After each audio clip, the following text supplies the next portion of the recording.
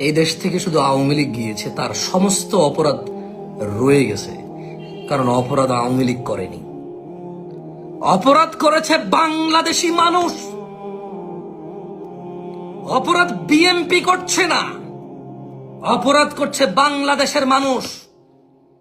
BNP 15 বছর ছিল না, অপরাধ ছিল, আওয়ামী লীগ ছিল। এই আওয়ামী লীগ চলে গিয়েছে, অপরাধ রয়ে গেছে।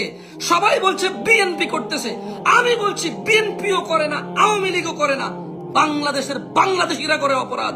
মায়ের ছেলে করে, স্ত্রীর স্বামী করে, ছেলের বাবা করে, মেয়ের বাবা করে, জামাইয়ের শ্বশুর করে, ভাতিজার চাচা করে, ভাগিনার মামা করে, মামার ভাগিনা করে। এই দেশে আমরা বাংলাদেশিরা অপরাধী, কোন দল অপরাধী নেই দেশে। এই মানুষগুলো দল করে, এই অপরাধী মানুষগুলো কেউ আওয়ামী লীগ করে, কেউ বিএনপি করে, কেউ জাতীয় পার্টি করবে, কেউ এনসিপি করবে, কেউ ওই নাগরিক পার্টি নতুন করে একটা পার্টি হয়েছে এটা করবে। বাংলাদেশের মানুষ করবে এই পার্টিগুলা।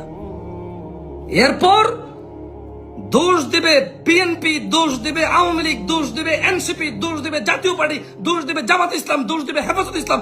অথচ মানুষগুলো দোষী। মানুষ দলের কি বিচার হবে নাকি? 10 কোটি, 5 কোটি, 1 কোটি, 2 কোটি, 4 কোটি মানুষ দিয়ে দল, এত দলের বিচার করবে কে?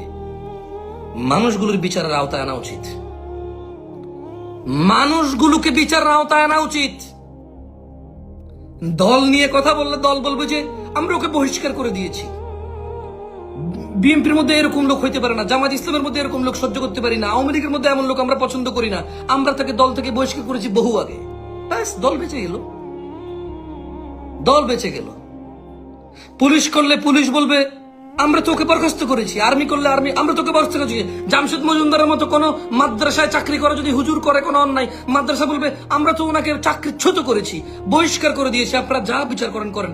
আমাদের মাদ্রাসার সাথে ওর কোনো সম্পর্ক নাই, আমাদের দলের সাথে ওর কোনো সম্পর্ক নাই, পুলিশের সাথে ওর কোনো সম্পর্ক নাই, আর্মির সাথে ওর কোনো সম্পর্ক নাই, বিএনপির সাথে ওর কোনো সম্পর্ক নাই, মসজিদের সাথে ওর কোনো সম্পর্ক নাই বলবে। প্রতিষ্ঠানের বিচার করবা নাকি তোমরা?